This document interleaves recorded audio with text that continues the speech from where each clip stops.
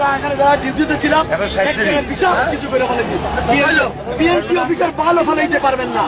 BNP আবার পাওয়ার আসবে, চাকরি করে আসবে। বিএনপির এক সময়ের প্রভাবশালী নেতা সিলেটের সন্তান নিখোঁজ এম ইলিয়াস আলীকে নিয়ে ফের তোলপাড় শুরু হয়েছে।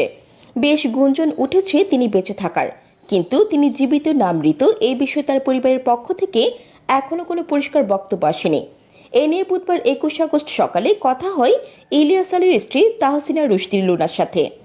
জানা যায়, মঙ্গলবার 20 আগস্ট মাগরিবের নামাজের পর সিলেটের বালাগঞ্জ উপজেলার গহরপুর জামিয়া মসজিদে ইলিয়াস আলীর পারিবারিক উদ্যোগে তার সুস্থতা কামনায় খতমে বুখারী ও দোয়া মাহফিল হয়েছে।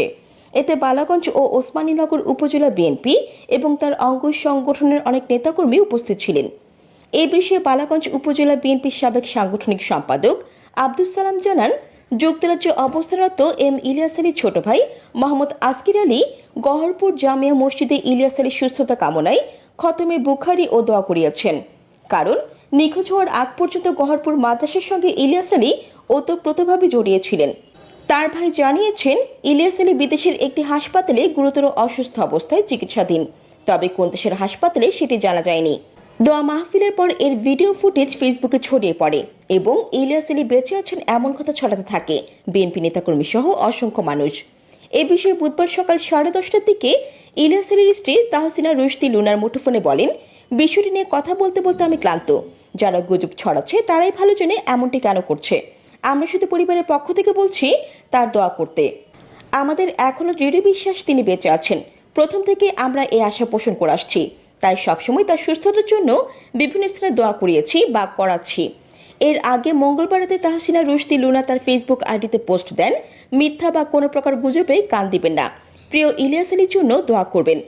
2012 সালের 17 এপ্রিল ঢাকার বনানীর বাসায় ফেরার পথে গাড়ি চালক আনসার আলী সহ নিখোঁজ হন বিএনপির তৎকালীন সাংগঠনিক সম্পাদক ও সিলেট জেলা বিএনপির সভাপতি এম ইলিয়াস আলী।